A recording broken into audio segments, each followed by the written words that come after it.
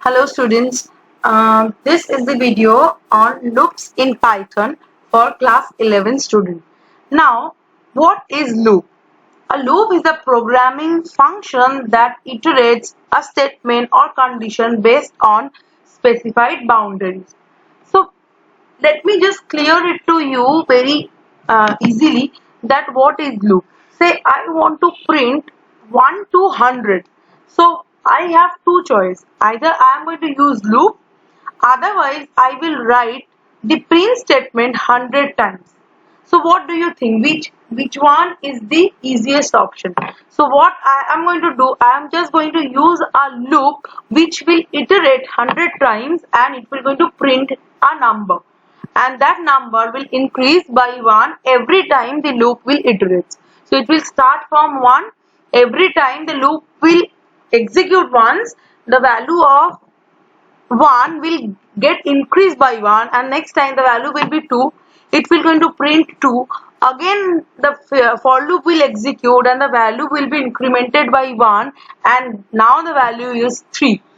This is one process. For that you need maximum of 4 to 5 lines code, or else you have to write that print statement 100 times. So I think loop is the better choice whenever you want to execute a same code more than one times. A specified boundaries of code you want to execute more than one time. For that, using loop is the bestest option you are having. Now, in all the programming language, the structure of loop is almost same. Only the syntax is little bit different, but the structure, the way it works are almost same for every programming. Now, in this video, we are going to discuss about loops in Python. So basically there are two types of loop in Python, that is for and while loop. So for loop is used for iterating over a sequence. That means if as I have told you right now that I want to print 1 to 100. It is a sequence of number. So you can print by using a for loop. If you even want to print all the even numbers in between 1 to 100, then also you can do it by using a for loop. And what is while loop? While loop is something which can execute a set of statement as long as a condition is true. Say there are 100 lines of code within a while loop. You can execute that 100 line of statement until your condition is false. Now what do you think, that whatever you can do you can't do in for loop, or whatever you can do in for loop you cannot map it to the while loop? Yes, of course you can do, but the structure of both the loop, the syntax of both the loop are little different. So for that there are two type of loops are available in Python, which are for loop and while loop. Now in this video we are going to discuss each of this loop. Next thing, before going to the discuss about loops and we will do some programming on loops, let us discuss some keyword in Python which is very much mandatory while studying loop. First is range function. Say I am giving you a number that range 6 as it is given over here, range 6. So what it will going to do, it will start from 0 and it will go up to 5, not to the 6. It will go up to 5. So see, count it. It will be 6. 0, 1, 2, 3, 4, 5. So it is total 6 number, but it will always start from the 0. If you write only range 6, so it will start from 0 and it will continue till the given number minus 1. Now if you give the starting number and ending number, then it will start from, as in the second example it is given that range 2, 6. So of course it will start from 2 and it will go up to 5, not to 6. It will go up to 5. 2, 3, 4, 5. Now you can do one more thing, that 2, 30, 2. That range also you can give. For that, it will start from 2, it will go till 30, and the number will increase in every iteration by 2. As it is given 2, 30, 2. So it will start from 2, it will go till 30, like till 29, and it will incremented by 2 every time whenever you're going to execute. Like whenever the for loop will execute, then it will start from 2, it will go till 30, and it will increment by 2. This is the range function, and it is very much mandatory in loop of Python. Next is break function. We all know, if you have any basic knowledge about any kind of language, then you have the idea of break and continue statement. So the purpose of break statement is stop the loop right over there. Like whenever you want to stop the loop, you can put a break statement over there, and your loop will break from that specific condition. Now, what is continue? Continue statement will stop the iteration of that specific current iteration. Like whenever you want to stop a current iteration, like I am continuing with iteration of a loop, for loop. Now I want to stop that specific iteration, then I will put a continue on that specific condition. So that specific condition will not going to execute, but the entire loop will execute. But in case of break, whenever the for loop will get a break statement, it will come out from the loop. But in case of continue, it will just do not consider that specific iteration, otherwise it will continue. Like it will continue iterating. Next is length function. Of course, the purpose of a length function is to find the length of a string or find the length of a number, character, whatever I want to find the length. If I write len and within bracket ABC, so it will return 3, because ABC means it is consisting of 3 characters, so it will return 3. Now for loop. Here I have given a structure of a for loop. So I am just assigning a, let me just discuss it with using the name of array, but it is not absolutely the array. I will discuss these things in our upcoming videos. So it is fruit is equal to, in this fruit array I have stored 3 string variable which are AB, BA, CH. You can put any name. You can put any kind of number too, but if you want to put the number, you will not give the quotation. You will just directly write 2, 3, 4, or you will just directly write 1, 2, 3, 4, whatever number you want to give. Now that thing you can do by taking the user input also, but here I have already assigned. Now here a for loop will start in fruit, so it will start from AB and it will going to print the X value. So the first value of X will be AB, and then after, as it is a for loop, it will increment it by default by 1. As it is a for loop, it will increment it by 1 in every time it will execute. So first time it will print AB, next time it will print BA, third time it will going to print CH. Let me just show it to you once how it will work. Write that code in your machine in ideally, then only you will understand the things very clearly. Now this is the code written, whatever I just taught you is written over here. I'm just going to run this code. I'll go click on the run tab and run module. Then after that window will open. As you can see, it is printing AB, BA and CH. I think these things are clear to you. As the value of X will start from AB, then as it is a for loop, it will increment it by 1. Next time it will going to print BA, and third time it will going to print CH.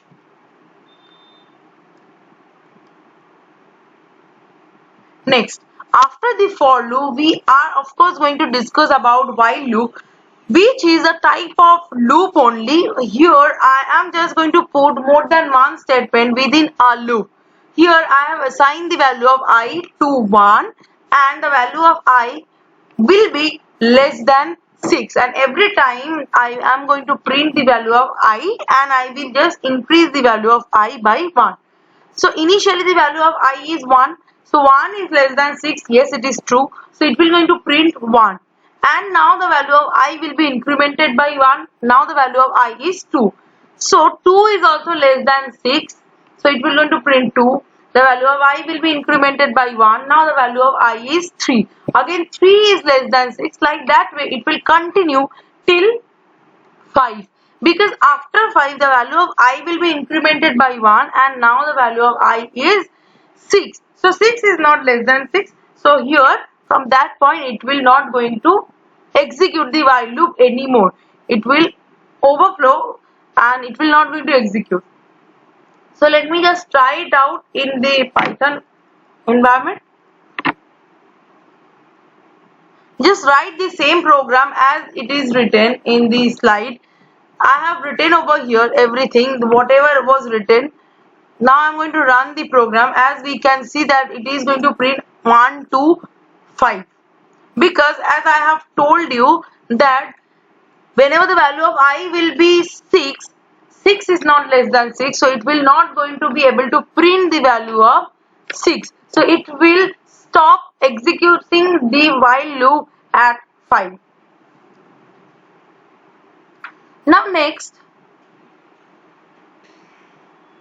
after while loop, as we have discussed about continue statement and break statement also, I am just going to discuss a program in continue statement and a program in break statement. Now see, I am using a while loop over here. Instead of using, you can also use a for loop over there. Now here what I did, I have taken an example that I is equals to 0 while I is less than 6. I will increment the value of I first by 1. If the value of I is equal to 3, then it will continue. Otherwise, it will going to print the number. So initially, it will going to print the value of I. What will be the initial value of I? Whether it is 2 or whether it is 1. I think it will be 1 because it is starting from 0. So whenever I am going to execute, the value of 0 is less than 6. So it will going to increment by 1. Now the value of I is 1, and 1 is not equal to 3. So it will going to print 1. Now the value of I is 1. 1 is less than 6. Now I will be incremented. Now the value of I is 2. And 2 is not equal to 3, and it will going to print 2 also. Now as 2 is less than 6, it will again start executing the while loop, and now the value of I will be incremented by 1, and now the value of I is 3. Now you think whenever the value of I will going to match the condition, it will continue. It will not going to execute the other part of this loop. So that print I will not going to execute. It will just start from the beginning, and now the value of I is 3, which is less than 6. The value of I will be incremented by 1. Now the value of I is 4 here. So after 4, it will going to print the value of 4 because 4 is not equal to 3. Now let me just run the program. You will understand it very clearly. Here I did the program. I written all these things. You can write it in your window and run the module. As I have told you that it will start from 1 and it will print till 6, but not 3.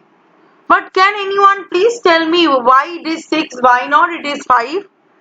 Because that increment statement is executing before the printing statement. So when the value of 5 is executing, the value of I is 5, it will going to execute. 5 is less than 6. Now whenever it will going to give you true, it will go into the while loop and it will increment the value of 5 I by 1, which will be 6. That is why the last executed value is 6. Now the value of I is 6 and 6 is not less than 6. So it will come out from the while loop. I think the concept is clear. Now we are going to do the break statement. The same thing I did here, I did little different, that I have started from 1. I have just first printed the number, then after I have checked. So here 1 is less than 6, so it will going to print 1. Next 1 is not equal to 3, so this part will not going to execute. Our value of I will be incremented by 1. So now the value of I is 2. 2 is less than 6. So it will going to print 2, and 2 is not equal to 3. So it will not going to execute that part also. So the value of I will be incremented by 1 again, and the value of I will be 3. And 3 is less than 6. So it will going to get into the while loop, and it will print the value of I as 3. Now 3 is equal to 3, and it will execute the if statement, and whenever it will execute the if statement, it will get the break statement, and it will come out from the entire while loop. It will not execute anything anymore. So according to me, the answer will be 1, 2 and 3. Let me just run the program once, and you will understand. As everything is written over here, just write it down and execute it. Yes, it is 1, 2, 3. Because after the 3, as I have told you, whenever I is equal to 3, it will going to execute the if statement. And if it is executing the if statement, it will get the break statement and it will come out. It has no other choice to leave the while loop. So after 1, 2, 3, it will not be able to print any more number. So it will come out. So I will suggest all the students to practice few more programs on while loop, for loop and continue break statements to get familiar with these things. And in our next video, I am going to discuss few more programming on these loops. So for now, bye bye. Stay safe, stay at home, and the upcoming video will come soon into the channel.